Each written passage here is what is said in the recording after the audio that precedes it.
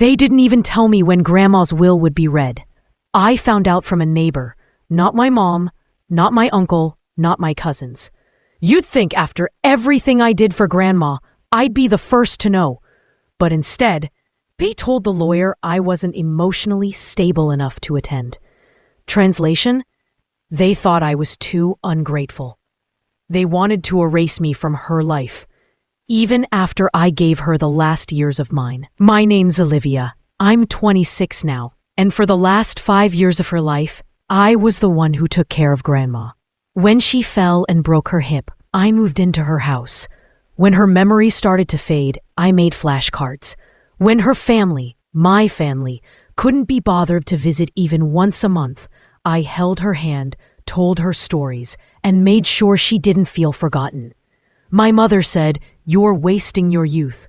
My uncle said, "That's what hired help is for." They didn't know that I wasn't wasting anything. I was learning what real love looked like. The day after Grandma's funeral, I texted my cousin Hannah and asked when the will would be read. She left me on read. Later that night, I saw photos on Instagram.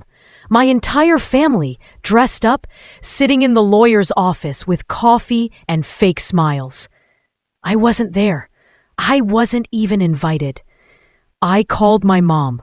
Her voice was cold. "Your grandmother made it clear who she valued. You made your choice. You get nothing." She hung up. For a second, I couldn't breathe. But then, something clicked.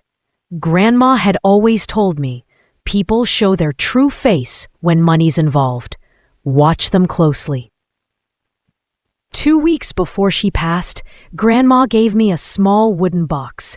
It had no lock, no note, just a USB drive inside.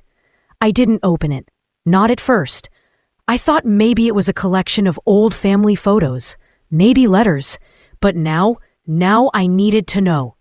I plugged it into my laptop, and what I saw changed everything.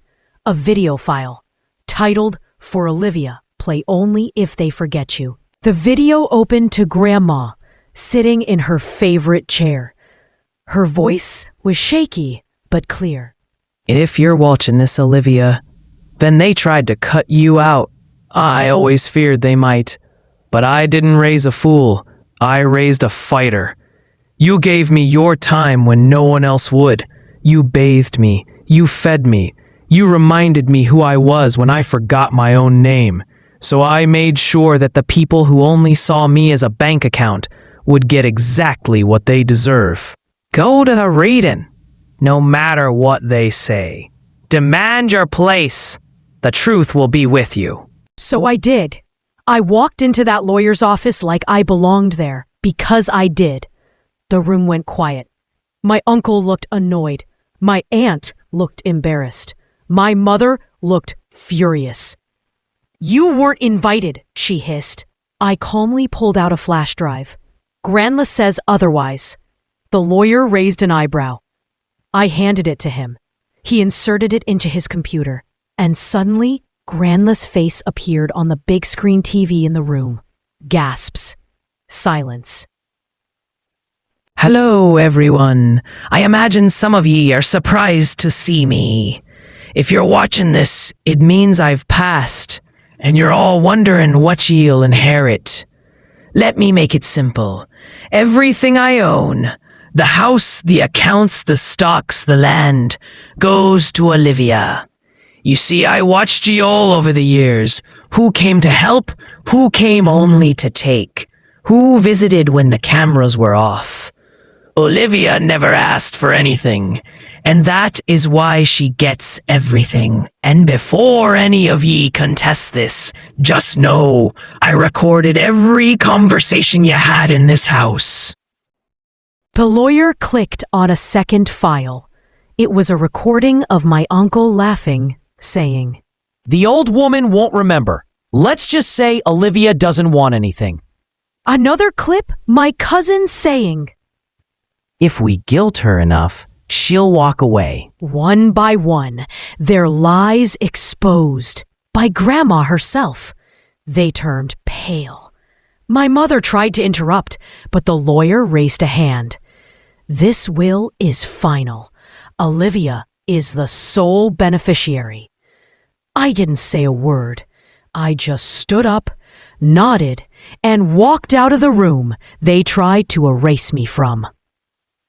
Now I live in Grandma's house, not because of the money, but because it holds memories of a woman who loved me when no one else did. I renovated it with my own hands, turned it into a home for women escaping abusive families, because I know what it feels like to be cast aside, to be made to feel invisible. And to anyone watching this, if your own family ever calls you ungrateful for asking for basic respect, remember, you don't have to yell to make noise. Sometimes you just have to press play. Because real revenge, it's not loud, it's